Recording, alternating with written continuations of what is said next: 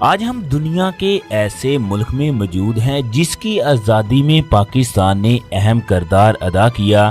یہ عرب دنیا کا قدیم ترین ملک ہے۔ دنیا کا سب سے بڑا صحرائے صحارا بھی اسی ملک کے قبضے میں ہے۔ اس ملک میں ایسا کیا ہے کہ پوری دنیا کی نظریں اسی ملک پر لگی ہوئی ہیں۔ پوری دنیا میں سب سے زیادہ زلزلے بھی اسی سرزمین پر آتے ہیں۔ یہ ایک مسلم ملک ہے۔ یہاں پر عرب، بربر اور یورپی تہذیب و ثقافت موجود ہے۔ اس ملک کے حسن کی مثال پوری دنیا میں نہیں ملتی۔ یہ ایک انتہائی خوبصورت اور تاریخی ملک ہے جس کی سیر کے لیے ہر سال کروڑوں لوگ آتے ہیں۔ اس ملک کی عورتیں دنیا کی خوبصورت ترین اور پرکشش عورتوں میں شمار ہوتی ہیں۔ دوستو، ہم لوگ بات کر رہے ہیں شمالی افریقہ کے مغربی کنارے پر واقع کے اسلامی ملک مراکش کی، جو انتہائی زیادہ خوبصورت اور تاریخی ملک ہے۔ مراکش افریقہ کے المغربی حصے میں واقع ہے، جس کے شمال میں بحیرہ روم اور مغرب میں بحیرہ اوقیانوس واقع ہے۔ اس ملک کی زمینی سرحدیں مشرق میں الجزائر اور جنوب میں مغربی صحارا سے ملتی ہیں۔ دوستو، آج کی اس ویڈیو میں ہم آپ کو مراکش کے تمام دلچسپ اور حیران کن حقائق کے ساتھ ساتھ اس کی تاریخ سے بھی آگاہ کریں گے۔ مراکش کے لوگ زندگی کیسے گزارتے ہیں، یہ لوگ شادیاں کس طرح کرتے ہیں، پاکستانی مراکش میں کس طرح قانونی طریقے سے جا سکتے ہیں، ملک کے اسٹوڈنٹ وزٹ اور ورک ویزے کی قیمت کتنی ہے اور یہ ویزا کہاں سے حاصل کیا جا سکتا ہے۔ یہ تمام معلومات جاننے کے لیے ویڈیو کو آخر تک لازمی دیکھیں۔ اس ملک کا official name republic of Morocco ہے، جس کو اردو میں جمہوریہ مراکش جبکہ عربی میں المغرب کے نام سے پکارا جاتا ہے۔ اس ملک میں سمندر، صحرا، پہاڑ، جنگلات، سرسبز و شاداب وادیاں، ندیاں، قدرتی چشمے سب کچھ موجود ہیں۔ مراکش ایک افریقی ملک ہے جس میں بے شمار قوموں اور نسلوں کے لوگ آباد ہیں۔ اس ملک کی 55% آبادی عرب نسل سے تعلق رکھتی ہے، 33% آبادی بربر، 3% پرتگالی، 2.1% ہسپانوی نسل کے لوگ بھی آباد ہیں۔ اس کے علاوہ مقامی افریقی قبائل کے لوگ بھی بڑی تعداد میں موجود ہیں۔ ملک کی آبادی کی بات کریں تو 2025 کی رپورٹ کے مطابق مراکش کی کل آبادی 3,84,30,770 افراد پر مشتمل ہے۔ آبادی کے لحاظ سے مراکش دنیا میں 41ویں نمبر پر شمار ہوتا ہے۔ یہ کم گنجان آباد ملک ہے۔ اس جگہ 1 کلومیٹر کے اندر 86 لوگ رہائش پذیر ہیں۔ ملک کی آبادی کا گروتھ ریٹ 1.22% ہے۔ مراکو ایک اسلامی ملک ہے جس کی تقریباً 99% آبادی اسلام مذہب پر عمل کرتی ہے۔ صرف 1% آبادی ہی عیسائی، یہودی اور بدھ مت مذہب پر عمل کرتی ہے۔ مراکش کا کل رقبہ 4,46,550 مربع کلومیٹر ہے۔ مراکش رقبے کے لحاظ سے دنیا میں 57ویں نمبر پر شمار ہونے والا سب سے زیادہ رقبہ رکھنے والا ملک ہے۔ بربر اور عربی اس جگہ بولی جانے والی سب سے بڑی زبانیں ہیں، جبکہ عربی اور امازیغی مراکش کی قومی اور سرکاری زبانیں ہیں۔ اس کے علاوہ مراکش میں ہزاروں علاقائی زبانوں کا استعمال کیا جاتا ہے۔ دوستو، مراکش ایک جزیرہ نما ملک ہے جو بحیرہ اوقیانوس کے کنارے ایک طویل ساحل پر واقع ہے۔ ملک کی سرحدیں جبل طارق مراکش کے مشرق میں الجیریا اور شمال کی طرف اسپین واقع ہے۔ مراکش کے جنوبی حصے میں ایک متنازع علاقہ صحرائے صحارا واقع ہے۔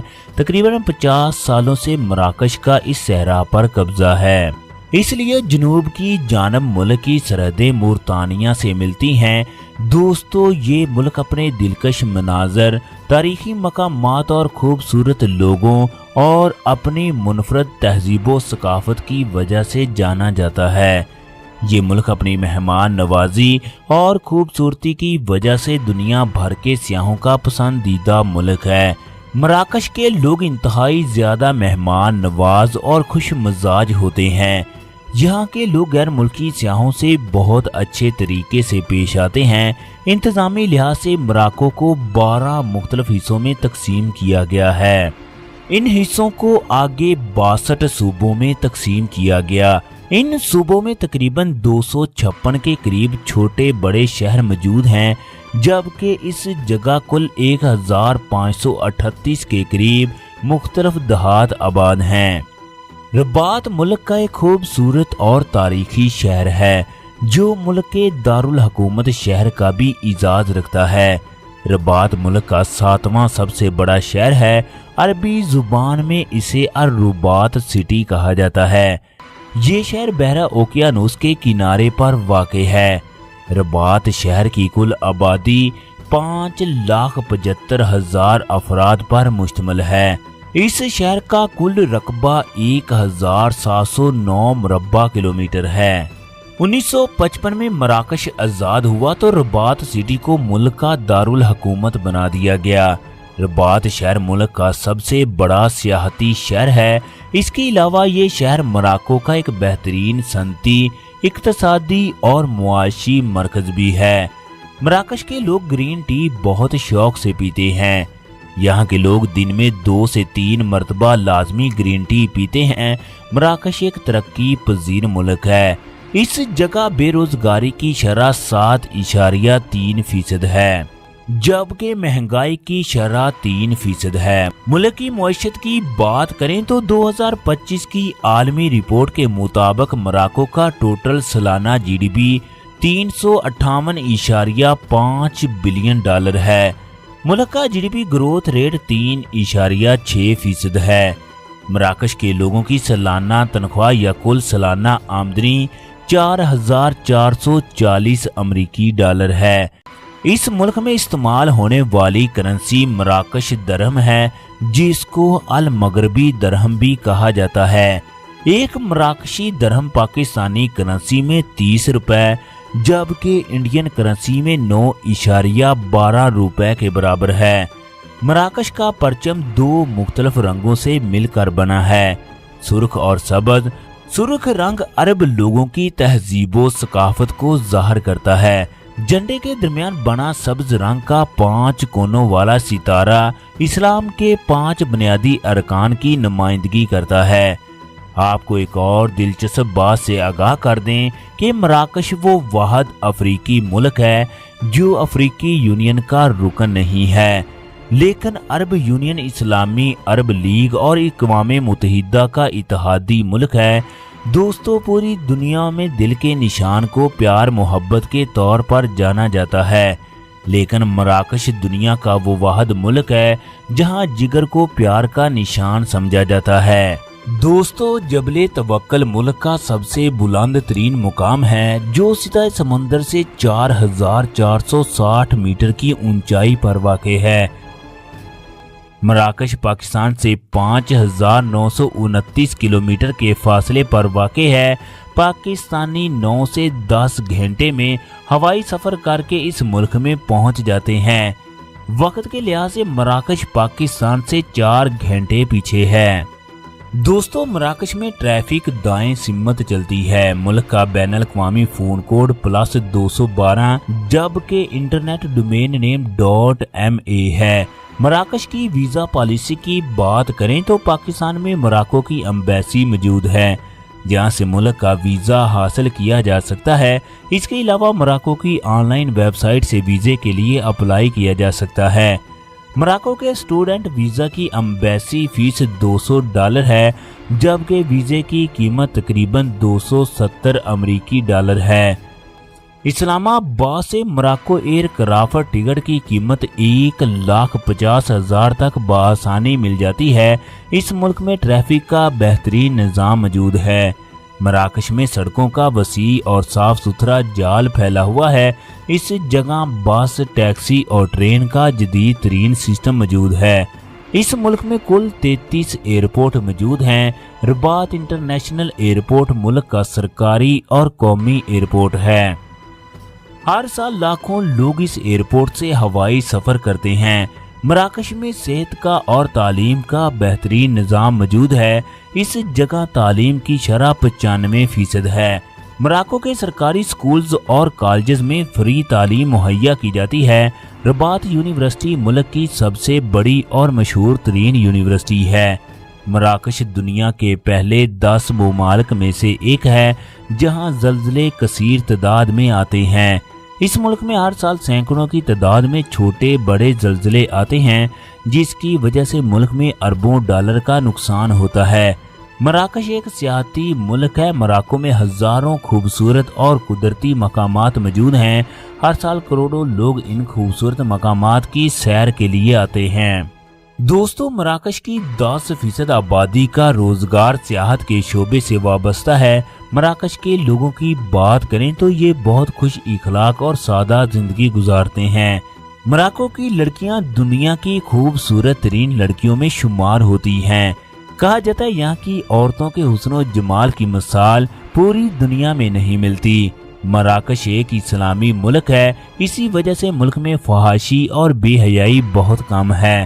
لیکن بہت سے علاقے ایسے ہیں جہاں سینکڑوں نائٹس کلب اور شراب خانے موجود ہیں، جہاں مراکو کے نوجوان مرد اور عورتیں ڈانس کرتی اور شیشہ پیتی دکھائی دیتی ہیں۔ مراکش کے ساحلوں پر غیر ملکی لوگوں کا بہت بڑا ہجوم ہوتا ہے۔ شام کے وقت غیر ملکی سیاحوں کی بڑی تعداد مراکش کے ساحلوں پر سیر کے لیے آتی ہے۔ دوستو، اگر اس ملک کی تاریخ کی بات کریں تو یہ ہزاروں سال پرانی ہے۔ اس ملک کے کئی حصوں سے پتھر کے برتن اور اوزار دریافت ہوئے۔ اس دور میں بربر لوگ مراکش میں آباد تھے۔ اسلام سے پہلے مراکو رومی سلطنت کا حصہ تھا۔ کئی تاریخ دانوں کا یہ کہنا ہے۔ المغرب کا یہ خطہ پچھلے 30,000 سال سے آباد ہے۔ رومی سلطنت کے خاتمے کے بعد مراکش بازنطینی اور یونانی سلطنت میں شامل ہو گیا، لیکن وہ علاقے اس وقت بھی آباد رہے جس جگہ بربر قبائل آباد تھے۔ 683 عیسوی میں اموی خلافت کے دور میں اس خطے کو مسلمانوں نے فتح کر لیا۔ 610 عیسوی میں خلافت امویہ کے دور میں عربی زبان کو متعارف کروایا گیا اور بڑی تعداد میں عرب لوگ اس خطے میں آباد ہوئے۔ موسیٰ بن نصیر کو بھی اس علاقے کا گورنر مقرر کیا گیا اور موسیٰ بن نصیر کی وجہ سے ہی بربر لوگوں نے اسلام قبول کیا۔ آپ لوگوں کو جان کر حیرانی ہوگی کہ مشہور اسلامی کمانڈر طارق بن زیاد بھی بربر خاندان سے تعلق رکھتے تھے، جنہوں نے اندلس کو فتح کیا جو آج کا اسپین ہے۔ طارق بن زیاد جب اسپین پہنچا تو ساحل پر پہنچ کر اس نے تمام فوج کی کشتیاں جلا دی۔ مسلسل 1000 سال تک مختلف مسلم حکومتیں مراکش پر حکومت کرتی رہیں۔ 17ویں صدی میں فرانس اور اسپین نے اس ملک پر قبضہ کرنا شروع کر دیا۔ 1911 تک مراکو پر اسپین اور فرانس نے مکمل طور پر قبضہ کر لیا۔ 1921 میں اس جگہ ایک بہت بڑی بغاوت شروع ہوئی، جس کے نتیجے میں تقریباً 65,000 کے قریب لوگ مارے گئے۔ 1943 میں مراکش میں آزادی کی تحریکیں زور پکڑنے لگی۔ دوستو، مراکش کی آزادی میں پاکستان کا بہت اہم کردار ہے۔ 1952 میں قومی اسمبلی کے اجلاس میں مراکش نمائندے احمد بن اسلام کو یہ کہہ کر خطاب کرنے سے روک دیا گیا کہ یہ ایک فرانسیسی کالونی ہے۔ اس اجلاس میں پاکستان کے پہلے وزیر خارجہ ظفر اللہ خان بھی موجود تھے۔ انہوں نے جب ایک اسلامی ملک کے نمائندے کے ساتھ ایسا رویہ دیکھا تو ان سے برداشت نہ ہوا۔ انہوں نے رات گئے نیو یارک میں پاکستانی سفارت خانہ کھولا اور احمد عبدالسلام کو پاکستانی شہریت دی اور ان کو پاکستانی پاسپورٹ بھی جاری کیا۔ اگلے دن احمد عبدالسلام نے پاکستانی کرسی سے خطاب کر کے مراکش کی آزادی کی آواز بلند کی۔ 1956 میں مراکش نے فرانس سے مکمل طور پر آزادی حاصل کر لی۔ اسی وجہ سے آج بھی مراکو کے لوگ پاکستانیوں سے محبت کرتے ہیں۔